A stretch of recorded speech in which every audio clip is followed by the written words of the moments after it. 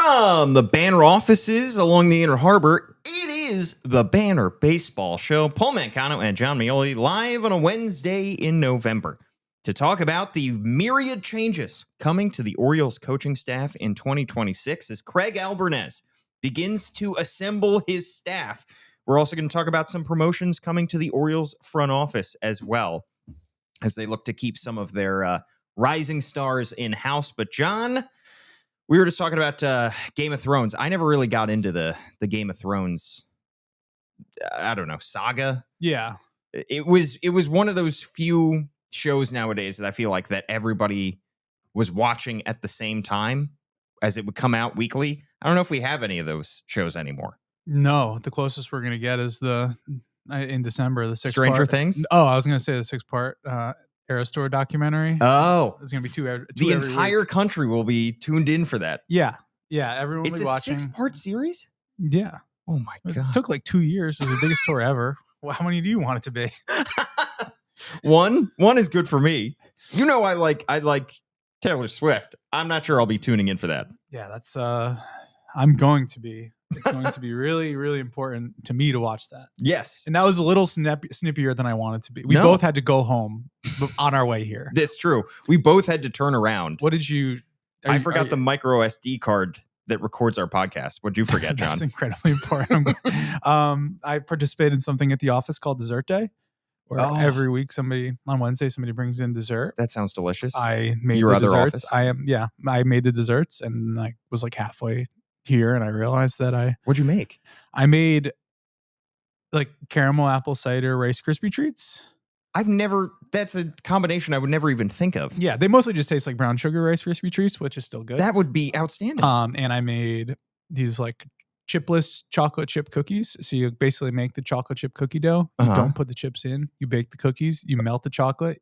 You like put them like flat in the chocolate, and then you let them dry. And basically you have like a real they're pretty cool. That sounds outstanding. Yeah, I made those last year, and they were well received, I think. They're so buttery. Like it's insane. Wow. I mean, Meryl is a lucky woman. I mean, how do you have time to do all this? Oh, gosh. As I was literally like sick to my stomach yesterday at the idea that as a manager of the year voter who voted for John Schneider and Stephen against all my better judgment as a person who likes to clown on the Blue Jays all the time, I basically like sat there and I was like, you know, it'll be a really bad look if the only reason I don't vote for him is because I think they're all a bunch of doofuses. Yeah. So I did. And then when Albernaz was like 2-time manager of the year, Stephen Vogt sitting right there, I was like, I like basically like wanted to puke right there at the press conference. And I was just waiting for him to know that, you know, if I cost his friend manager of the year, but now we can just joke about it. I didn't. So that was great. Think he's going to check the registry to see who voted for whom? Because it's all open. It's all open. My name's the first name on the list right there. So Is it you can really? see that I voted for the person who came in second. Yikes. Will he look? Maybe. Will he care that much since his friend won anyways? Maybe not. Maybe it's like a joke thing. But like, I don't know if he's from the part of New England where you like keep a Rolodex of every single person who's ever done anything that you consider wronging you personally and like hold on to it tightly for the rest of your life. I am from that part of New England. I don't know if he is, but like, I know that is in there for people who want it to be in there. Yeah. There's a certain portion of people that hold grudges. Let's just hope he's not one of those. Yeah.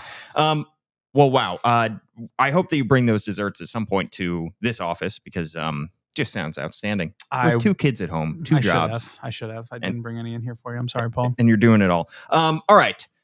John, let's dive into, before we even get into the coaching staff updates, we have to talk about a roster move. Well, first off, the Orioles made like 80 roster moves right at the end of the season, changing out their 40-man roster. Most of them are minor moves that we're not going to dive into. But one move that we should talk about is the addition of one Leody Taveras, who signed a 1-year, $2 million deal, 27-year-old outfielder, spent 6 seasons in MLB, all 6 with Texas, and then 28 games with Seattle at the end of 2025. His best season came in 2023, the year that the Rangers won the World Series. Hit .266 that year with 14 homers, only year where he had an OPS plus over 100. He has been a below-average hitter every other year. DFA'd by Texas earlier this season, plucked off waivers by Seattle back in May, outrighted to AAA in June, and he spent the rest of the season there. He is a switch hitter. John, did the new Dylan Carlson just drop? Yeah, basically, he did. This also feels like an early olive branch to the, Jorge Mateo's gone and he's probably never coming back. But now that you have a switch hitting guy who can run and play the outfield, we don't need to pretend that the switch hitting infielder who can run can play the outfield. We just have somebody who can do that, and that's his job. I think it's going to be very interesting as the Orioles, Well, Mateo wasn't switch hitting. Oh, sorry, right hand. Yeah, Sorry, right-handed. But yeah, somebody who can do all those things that you're saying. Like, sure. Leody Taveras, but he can actually maybe do them. And I need to one more shot for sorry, for Mateo is just walking out the door. Sorry. I think it's going to be really interesting how the Orioles stack this offseason up, especially on the hitting side, because last year it was definitely the case. They had like a couple of spots to sign guys. Those weren't big, those weren't like high profile spots. They basically needed a right-handed hitting outfielder and a backup catcher, and they signed those early, and they just did that. And then they signed some other guys as things went on. But 2 days into winter meetings, they had both those guys signed. And done and dusted. This year, they're going to just have to be more thoughtful. Like having somebody a switch hitter who can play all the outfield spots on your bench is going to be important, because you probably need somebody who's like a third catcher type person. You can't just have guys there for the sake of it anymore with Samuel Basallo and Adley Rutschman in the circumstances they are. Yeah, and maybe that guy's Alex Jackson. Maybe it's somebody else, but that's going to be another spot that the Orioles are going to add. I think you should not, if you're a fan that is distressed about this addition of Leody Taveras and the worrying that the Orioles are going to be swinging low and taking, cheap options on the free agent market, don't overreact to this. Don't read too much into this. It's the first move of the offseason. He could be DFA'd before the season even starts, and they only lose $2 million. Yeah. So, and it's good to do these things early, because if you're signing him in February after you're perceived to have whiffed on like all the top targets and everyone's like, do they think this is the solution? It's like the answer to that is no, but you can't really defend it. It's like, if they had gone out and signed Charlie Morton in November versus February after Corbin Burns signed, that would have looked different than it did. Exactly. So here we go. The Leody Taveras defense is on. It is. All right. Let's talk about the changes coming to the Orioles coaching staff, because we've gotten some updates. A lot of guys have been out the door, and now Craig Alvarez is starting to replace them. We know that Anthony Sanders is gone. That's the first base coach. The Orioles have found a replacement for Anthony Sanders. According to our own Andy Kuska, they are hiring first base coach Jason Bourgeois. The pronunciation there is important. His nickname is Mr. Unknown, because at one point during his major league career, he was playing against the Mets. And the Mets literally put on the scoreboard, they saw his number, and I don't know if they didn't have his number in front of them, if they couldn't correspond it. They literally put unknown on the scoreboard. An outstanding nickname, Mr. Unknown. That's incredible. We're getting some real, if you played in an AL Keeper League, you will know these guys coming back through your life with him. I found out recently, I didn't know, I doing the Baseball America rankings, that, do you remember Michael Choice? He was on He's a scout for the Orioles now. Really? I had no idea. He signed Vahiva Loy, and I saw him the last name on the list. I was asked somebody, and I was like, oh, I love that guy. He was also, I had him on my minors for 3 years. Deep cuts. Yeah. This is the stage of our lives that we're on. We're not talking about gosh, I don't know. Some, anything it's not, that matters. It's not that far off from right now, but it's not right now for sure. Exactly. Because he's only 43 years old. I mean, he played pretty recently. Yeah. Jason Bourgeois, I should say. And that is how you pronounce his name.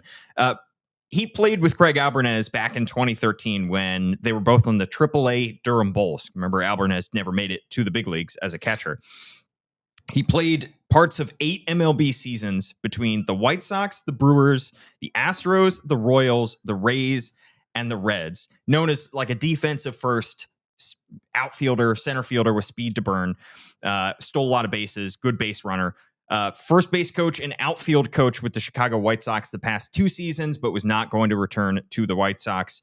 And according to Andy, he's expected to have a hand in helping with the outfield defense as well. So cool. Get Jason Bourgeois in the door.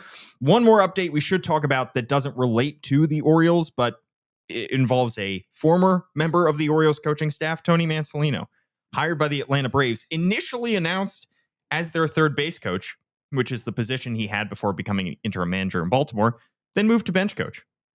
Got a promotion. 2 promotions in 1 year for him. In 1 year. That's hard to do. It's really hard to do. It is. It's also hard to get a promotion within a week of getting announced a new job, but he did. So good for Tony Mansolino. He's a man on the up and up. Yeah, he is. All right. And then the big addition to the Orioles coaching staff is the addition of new hitting coach Dustin Lind, 37 years old, will be replacing Cody Asche, who is the Orioles lead hitting coach. Of course, the other 2 assistants, Sherman Johnson, Tommy Joseph, also out the door. So we're assuming Dustin Lind will have a large hand in hiring assistants if he wants them, or if the Orioles want some for him, because Dustin Lind will be a first-time lead hitting coach in the big leagues. He was the assistant hitting coach for the Phillies the last 2 seasons, worked under the well-respected hitting coach Kevin Long in Philadelphia. Also a guy who has ties to Craig Albarnez, director of hitting and assistant hitting coach for the San Francisco Giants from 2020 to 2023. So he was director of hitting at that level, sort of like the director of pitching that we saw Chris Holt hold in Baltimore. But they overlapped in San Francisco for a bit. That was when Albarnez was the bullpen and catching coach there. He's from Bozeman, Montana. Dustin Lind is outfielder at Montana State University Billings in 2007, 2008, and Sierra College. Worked his way up to become the Seattle Mariners director of hitting development and strategies in 2019. And the thing that we've heard about Dustin Lind so far is plate discipline, that's something that he likes to preach. We know that that's something that the Giants tried to preach a lot under Gabe Kapler. Is that something, John, that you look at Dustin Lind's resume and you say, yeah, that's something that I could see him coming to Baltimore and the Orioles wanting to teach their young hitters through Dustin Lind? Yeah, and I think that's something they have been teaching. Let's not. True. There were some quotes out there from a Philly Inquirer story about how basically he wanted the players to see all the shapes and pitches and stuff that they would see before games or during games, before games, so that they could be best prepared for that. That's something the Orioles already do and do down from, they do that at the complex level. They do that all over the place. I think what you're going to get is somebody who's a little, saying that in a different way, which obviously means something. I think there might be a little more biomechanical, like not knowledge, but like a little more of a background. I was reading, it was, I don't know how familiar you are with the New Angle show on Montana Public Radio. He did every morning. Every morning. Yeah. I mean, for those of you who, I don't want to promote a competitor, but if you listen to us, listen to that one too. He did a really show did a really fascinating interview with Dustin Lind about like his background. He's basically like kind of doing baseball, but mostly like doing physical therapy. And like, then he was like around as somebody who played college baseball and got asked to coach baseball at some level and realized how bad of a job how bad he was at coaching baseball. So he basically like dove into the online hitting world and he realized there was a lot of interconnectedness between like the movement stuff that was his job and like the baseball stuff that was his, passion that he was trying to learn about. And that's kind of how he ended up going to Seattle and San Francisco and now here to the Phillies and now here to the Orioles. And I think that there is something to be said about the part where the Orioles have spent a lot of time on players and resources and draft picks and development time on players who have a lot of the physical skills that allow you to control the strike zone. They refer to that's like their way of saying it, controlling the strike zone. But if you have players who are swinging and missing in the zone more than they should, and they know what pitches are, they're swinging at the pitches they should, that could be considered like a physical biomechanical deficiency that is making it so they are not generating the contact in the zone they want. This is not the same example, but somebody like Dylan Beavers who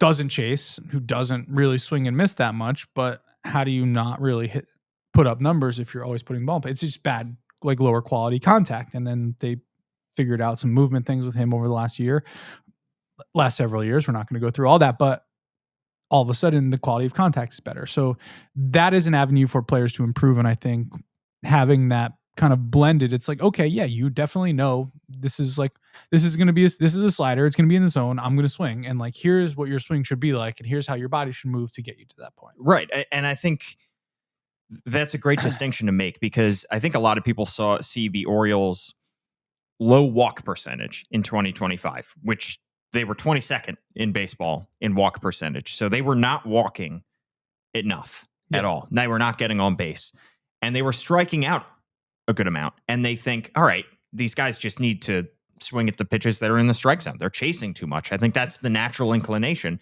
but that's not really what the Orioles' problem was in 2025.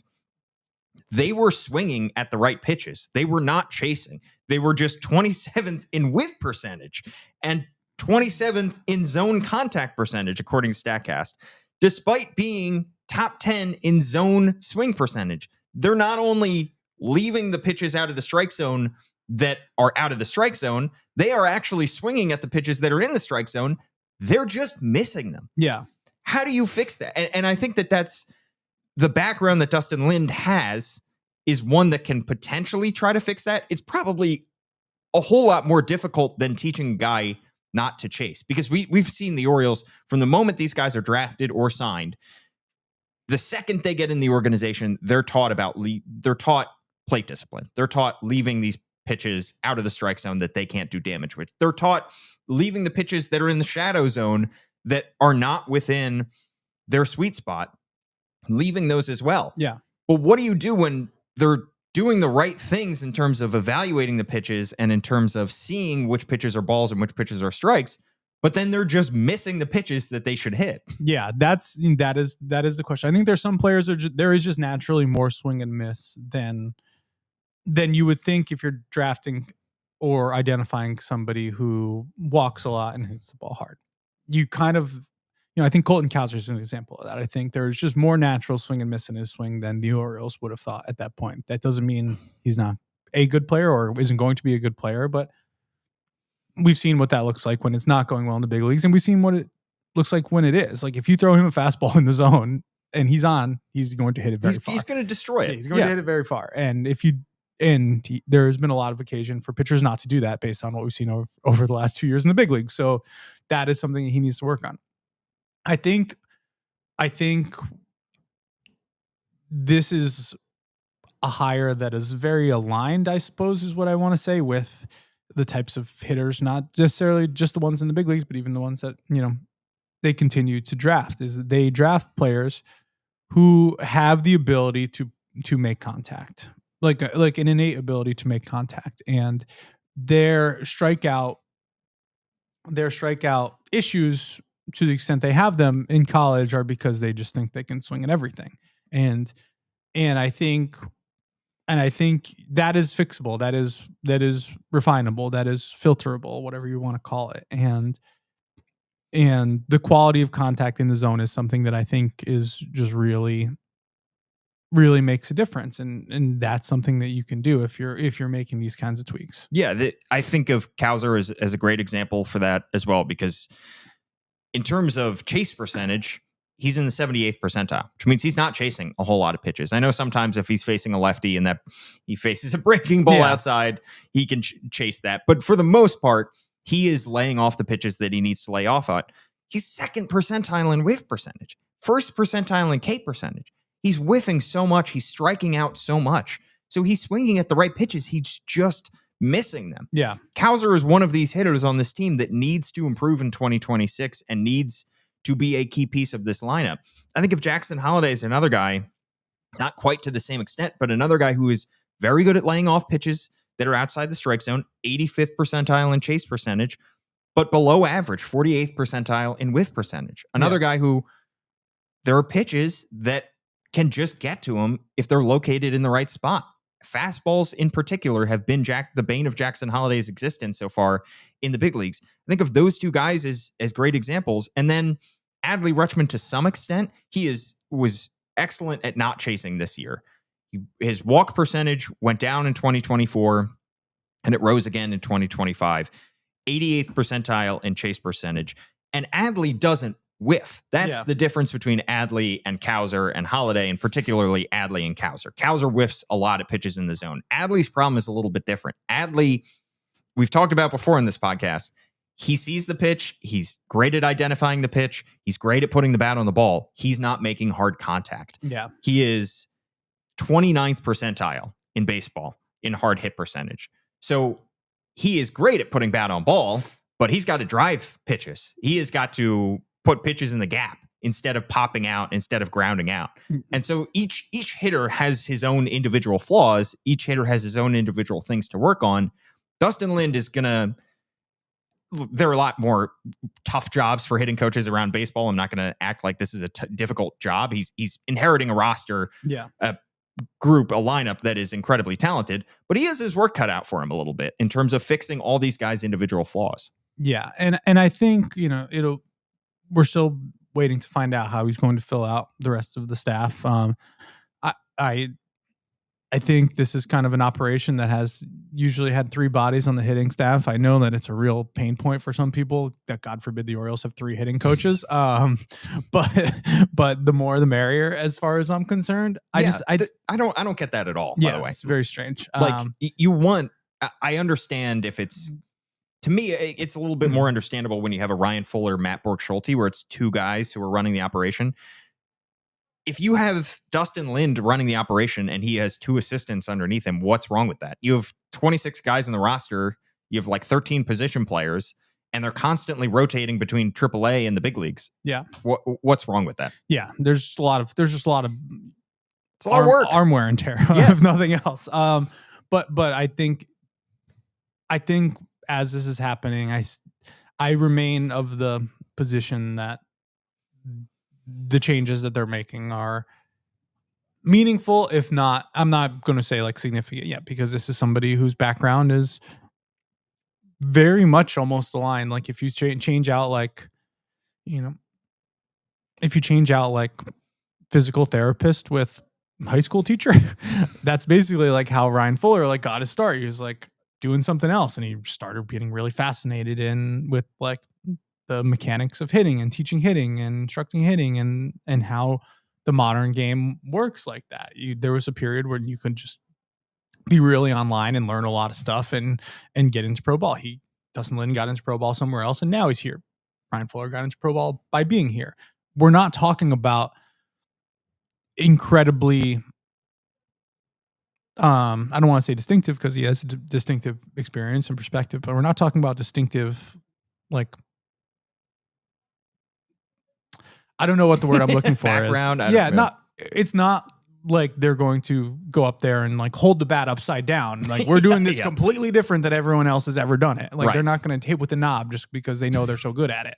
But there's a different perspective, but I think we're still in the same family is kind of what I'm trying to say. Yeah. And in terms of plate discipline as an avenue to improve, you look at the Phillies, and I don't think they're the best example. I know a lot of people were like, well, how could he be good at teaching plate discipline if the Phillies were not awesome at leaving pitches outside the strike zone?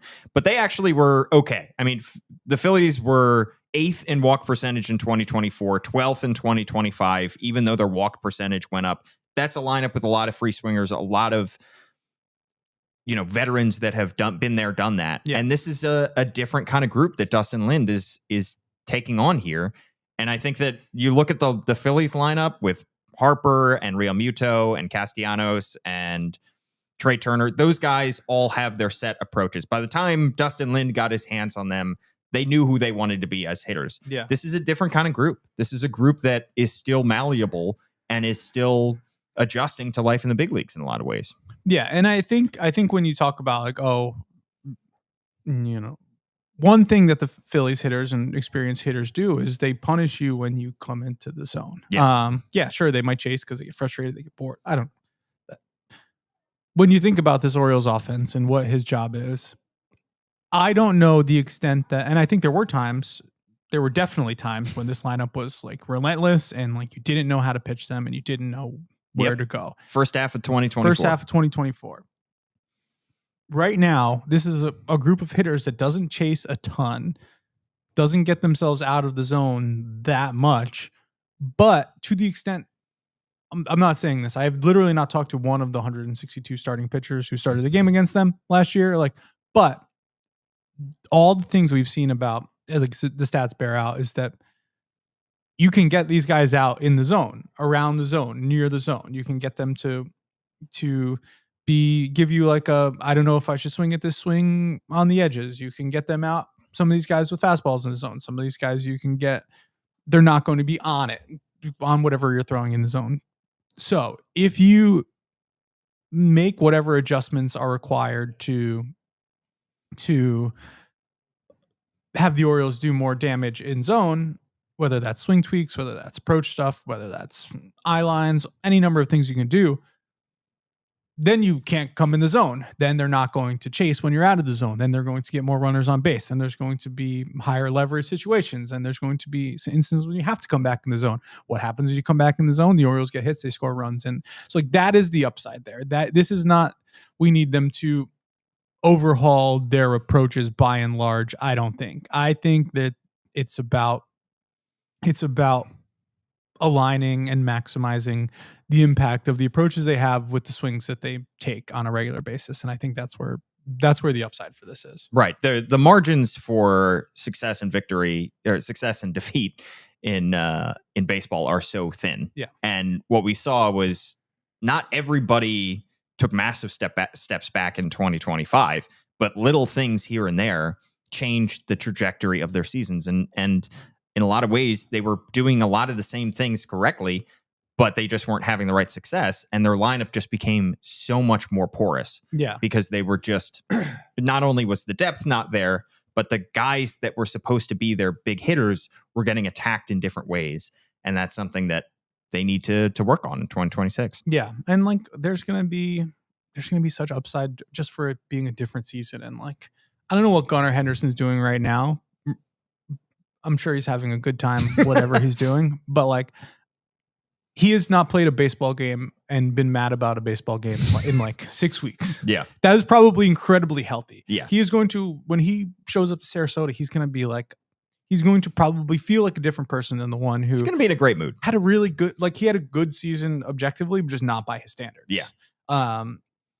There's going to be so much upside in it not being the 2025 Baltimore Orioles season for all these guys. Like, God bless being the hitting coach of this group in that circumstance. Exactly. All right, let's talk about some promotions within the front office as well, because the Orioles made some changes there. Matt Blood goes from VP of Player Development and Domestic Scouting to VP of Player and Staff Development.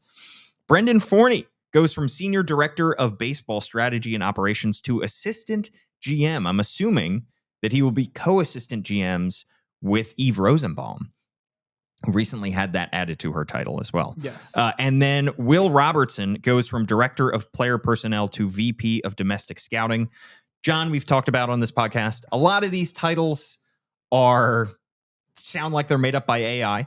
A lot of these titles just are ways to keep people in-house that you want to keep in-house. They're ways to keep people from getting promotions with other organizations. Do you see the changes to Matt Blood, Brendan Forney, Will Robertson's titles as that? Brendan Forney, I think, is in his own category. He's somebody who came over from the Astros, not immediately, but relatively soon thereafter. I think 1 or 2 seasons into this, and he's always felt like he's in that like core group with Mike Elias, Sig Mejdal, the inner circle. Yeah, the inner circle, and this codifies that. So if the Orioles are hiring a GM type figure at some point, he or she will be part of this group that is considered for that, you think? Well, no, I was gonna say that is working with, it's joining what is now codified as the inner circle of Mike and Sig and Eve and Brendan Forney and Person X, which is getting to be a large circle at that point. I would point out. Also, we don't know if they're going to hire a GM anytime soon. I mean, there was the one tweet from John Heyman that it doesn't look like they're going to hire a GM this offseason, but other than that, we haven't heard anything. Yeah. And we wouldn't. Yeah, we wouldn't. To be clear, that's not abnormal. I say that as like the reason that we know that this is all things because we heard it eventually. They could hire a GM tomorrow and we wouldn't know for 10 months. But now no one who's whose friend or colleague is interviewing for the Orioles GM job will call the Athletic and say, don't the Orioles have a GM? and sparking a whole news cycle. Yep. That at least won't happen now. I do think there is some substance behind the changes of Will Robertson kind of taking over domestic scouting and by extension the draft, and Matt Blood's focus reshifting fully back to the player and staff development. Matt Blood was basically running 2 drafts, 2024, 2025. The 2024 draft has, Vance Honeycutt is in his own separate little bucket. There's a lot of people who don't really understand what's going on there. As I'm doing the Baseball American calls, people are basically, I haven't done like the 11 to 30 yet, but people are basically asking like, what are you going to do with him? Because he's got like 4+ tools and like showed like a 20 hit tool. And I say, I don't know, I'm going to deal with that in a couple weeks. What do the Orioles do with him? Yeah, but there's good pitchers in the 2024 draft. Nate George feels like, a huge find there. Some Ethan Anderson made some progress that they really like as well. 2025 draft to be determined, but the top of that draft seems like it was really good. It could just be a bandwidth issue of like, let's get Matt Blood doing the things that he was doing instead of doing essentially 2 jobs, which is a lot of jobs. Will Robertson's former player, somebody who's really well respected in the organization. He's been doing a lot of work on both the pro and scouting or amateur scouting side, from my understanding. And I think it's viewed as a good change. I'm not saying it's a necessary change. I don't know anything about the inner workings of that, but I think that it's probably good to have more people who are able to devote their resources to specific things rather than be spread out over a couple of other That's things. fair. I think based on the very, very early results so far, 2025 draft looks a lot better than the 2024 draft to break down the 2 classes that Matt Blood was really overseeing since Brad Selick left to go to the Nationals. Yeah. Vance Honeycutt is in his own bucket, but he has struggled mightily. Yes. Griff O'Farrell has struggled mightily as well. He was the Orioles' second pick in that draft. Ethan Anderson, catcher, who got promoted this year. He has shown some stuff, but not a whole lot of stuff beyond that, other than some pop from the pitchers that you mentioned, and Nate George. I mean, Nate George is Austin O'Vern made it AA, good player. Like Sebastian Gongora, better pitcher than where he was drafted in the stats would say. I'm just reading off names. I saw Brandon Downer pitch after Boston Bateman did in his debut at Delmarva. Interesting. Colin Tuft is somebody. Nope, that's not who I'm thinking of. Andrew Tess is who I was trying to say, high school catcher. There's some interesting players in there. It is just a lot of work to run a draft and a farm system. Yeah. And I think splitting that out, I think Will Robertson comes from an Orioles pro scouting side that is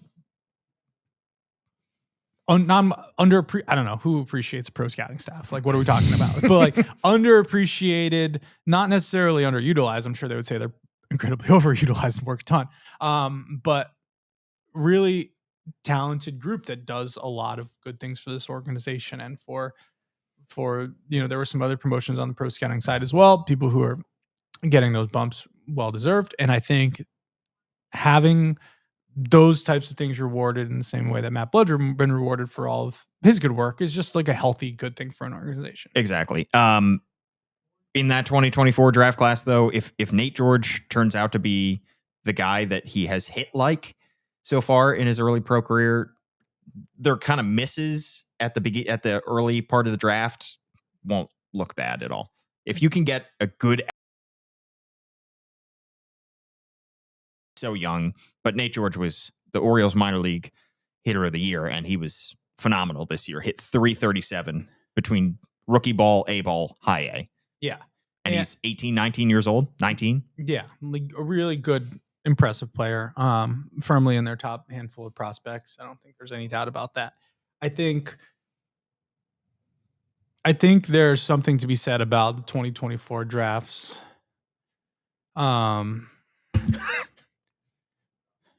It's an interesting it's going to be, it's the first draft that the Orioles had that is very clearly like, well, let's see about this. You know, Enrique Bradfield Jr., the 2023 draft, that was very much.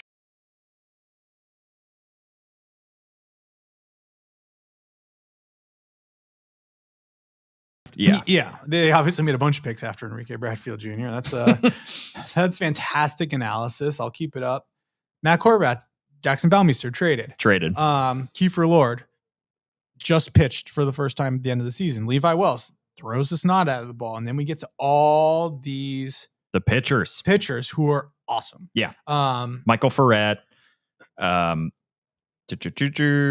Herman, Zach Fruit, Braxton Bragg. These are all guys that, I mean, the next wave of Orioles pitching prospects is built on the back of the 2023 Orioles draft class. Yes, yes. And I think I've just arrived at my point, not the point I was trying to make, but it came to me. This would not have been, if we were sitting here at the end of last year talking about the 2023 draft, there would be a lot of like, I don't know. Like, I saw Zach Fruit and I thought Zach Fruit was awesome. I still think Zach Fruit's awesome. But like, I didn't know what to make of like the Trey Gibsons, the Nestor Herman, Braxton Bragg and Blake Money, two really good pitchers who they really like a lot, didn't even get out of Delmarva. And now they're in, Herman ended in AAA and Blake Money's, I'm getting the whole like, don't like this is still something. He ended up in Chesapeake last year. Michael Ferret was still a guy, but all this is to say that there's probably some kind of, it's an extreme reversion in the other direction to being like the Orioles took this guy 5th in the draft and then he ended in AAA and then he went to the big leagues. Yeah. Like boom, boom, boom. Those things happened in a way they don't typically happen for like 3 or 4 years here, where it was like top pick, all these guys just bombed through the minors. They're awesome. They're in the big leagues. There you go. Yeah. That is not how it goes anymore. It's going to go. Although I cracked up at the thought as I was writing it that the Orioles could win the draft lottery and get another 1-1. So all this is to say that there might not be the high ceilings and they're not the fast movers, but I think there's a little bit of a slower trajectory for some of these. And like, if Ethan Anderson is improving as a catcher and is a switch hitter who can make decent contact and get on base, that is a valuable thing for the Orioles. It's not as valuable as Jackson Holiday being 1-1 and being in the big leagues within a year, but that is valuable. It just takes a while for that value to be realized. It's that type of thing. So all this is to say that it feels like more of a resource allocation thing than like a performance thing. Orioles have a 9.2% chance of winning the draft lottery in December when they go to the winter meetings. That's not nothing. I don't think it's not going to happen. I don't think that it's not going to happen. I think there's as evidenced by their percentage, there's a chance. We will have complete coverage up until the winter meetings. We have complete coverage throughout the offseason on thebanner.com, where you can subscribe $1 for 6 months. Are you going? And we're yet to find out. TBD at this time. It is in Orlando. We'll see. The Ravens have a home game that Sunday against the Steelers. Can't miss that. We'll see. You can. Technically, I can. Yeah. At John Meoli is his handle. I'm at Paul Mancano. Subscribe to his newsletter, by the way. Inside the Dugout to get all of John's analysis. Andy Kuska is at the GM meetings, I believe, as we speak. So he will have coverage from there as well. And as we get deeper into the offseason, we're going to really start to dive into free agency and trades and all of that good stuff. It's still the very, very early stages, so nothing new to report there. But we will get into it next week, I promise. Rate, review, subscribe, all that good stuff for the Banner Baseball Show. Write us a 5-star review and I'll read it out here on the show. Thanks so much for tuning in. For John Meoli, I'm Paul Mancano. We'll catch you.